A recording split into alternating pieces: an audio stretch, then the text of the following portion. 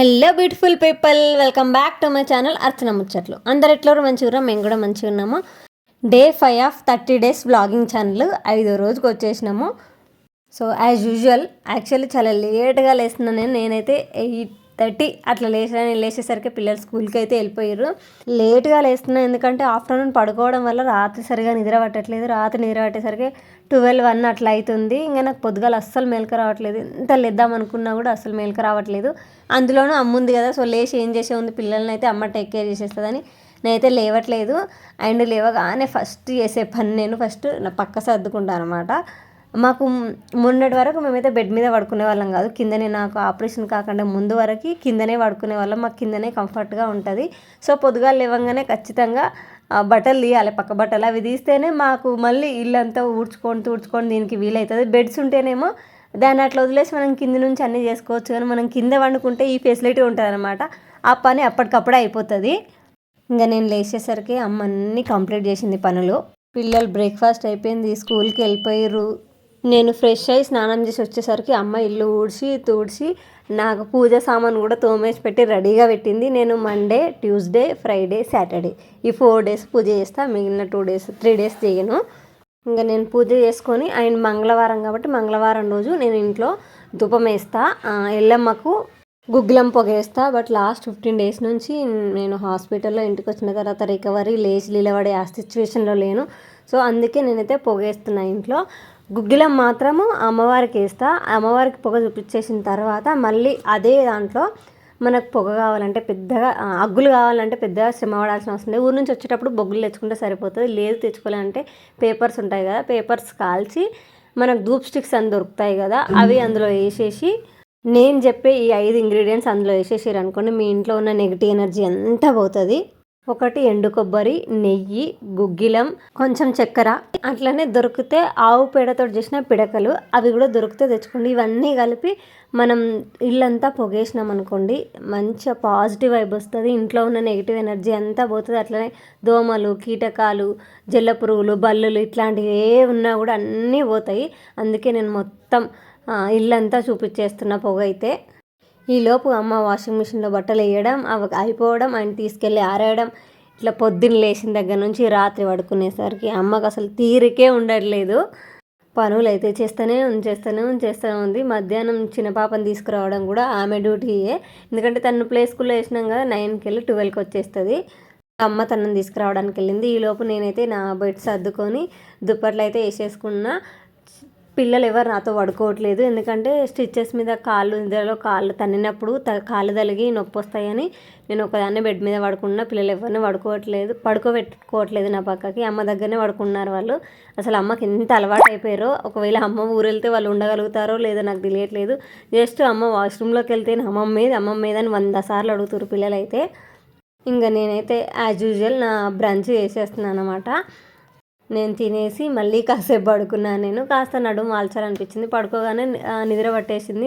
నేను నిద్రపోయి లేచేసరికి పిల్లలు ఇద్దరు ఇంటికి వచ్చేసారు. అండ్ మా వారు కూడా ఆఫీస్కి వెళ్ళి ఇంటికి వచ్చేసారు. ఇంకా ఈవినింగ్ టీ చేస్తారు అన్నట్టు మా ఆయన. పిల్లలిద్దరూ ఆడుకున్నారు. ఇంకా మా సమీక్షను అడుగుతున్నాను నేను, హోంవర్క్ చేసినావా, ఏమైంది, ఏం కథ అని.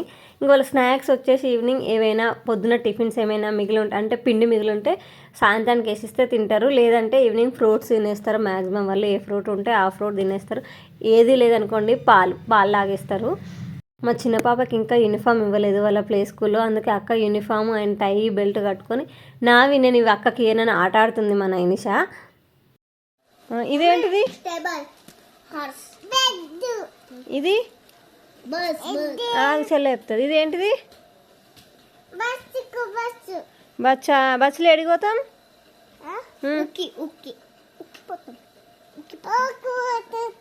ఏ ఊరికి పోతాం?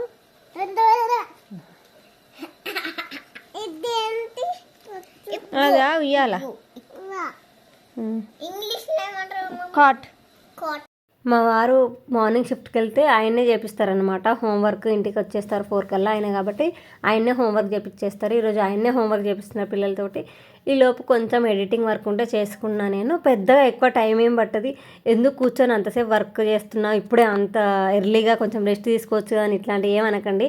ఎందుకంటే నాకు బోర్ కొడుతుంది. ఇది ఎడిటింగ్ చేసుకోవడం అని నాకు కొంచెం బూస్టప్ లాగా ఉంటుంది అనమాట.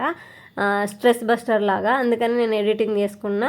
మరి వీడియోలు తీసుకుంటూనే పోతే అవన్నీ ఫుల్ స్టోరేజ్ ఎక్కువైపోయింది. ఫోన్ నువ్వు వీడియోలు తీసి రాపేస్తావు, నన్ను అయిపోమంటావా అని బెదిరిస్తుంది. అందుకే తప్పక వీడియోలు అయితే ఎడిట్ చేసుకుంటున్నాను నేను. ఏం చెప్తావు నాయన చెప్పు. చూస్తావా? ఇంకేం చూస్తావు? అట్లా అనద్దు. స్కూల్ పోయి ఏం చేసి చెప్పు నాకు. బాటిల్ కచ్చిప్ తీసుకోపోయింది, నేనేమో బుక్స్, స్నాక్స్, బాటిల్, కచ్చిప్,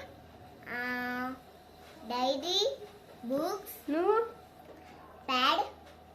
నువ్వు చెప్పు. బ్యాగ్ తీసుకుపోయినావా? స్నాక్స్ నీకు స్నాక్స్ ఏం పెట్టింది అమ్మమ్మ? మరి నీకు బ్యాగ్లోకి బిస్కెట్ ఎట్లా వచ్చింది? యాపిల్ పెడితే ఓళ్ళు ఇచ్చినారు? నేను ఇవ్వలేదు. నేను లేచే వరకు నువ్వు పోయినావు కదరా. ఇచ్చారు బిస్కెట్? టీచరా? బిస్కెట్ తినొద్దు. ఏమో బిస్కెట్ ఎవరో ఇచ్చిరండి అలా స్కూల్లో. బిస్కెట్ అదే అదే హ్యాపీ బిస్కెట్ ఉండదు అది ఒకటా. ఆ రోజు అమ్మ మార్కెట్కి వెళ్ళింది పిల్లల్ని పెట్టి. కాసేపు 1 అవర్లో వచ్చేస్తా మార్కెట్ చూసుకో పిల్లలని వదిలేసి వెళ్ళింది. అమ్మ పోయేటప్పుడు ఇంత నీట్గా చేసి పెట్టిపోయిందో ఇల్లుని. మళ్ళీ అమ్మ వచ్చేసరికి ఇల్లు అంతా కిష్కింద చేసేసారు. బిస్కెట్లు తింటా అన్నారు. ఇచ్చిన మన ఉస్మానియా బిస్కెట్లు ఉంటాయి కదా అవి, వాటిని సుంచి ఇల్లంతా పోసిరు. నాకు గంట సేపటికి నాకు హెడేక్ వస్తుంది. పొద్దంతా మా అమ్మ ఎట్లా భరిస్తుంది నాకు అర్థం కావట్లేదు. ఇంకా నేను కొంచెం లేచి అటు ఇటు తిరుగుతున్నా కదా, పిల్లలకు నన్ను మిస్ అయిన ఫీలింగ్ వచ్చిందో ఏమో.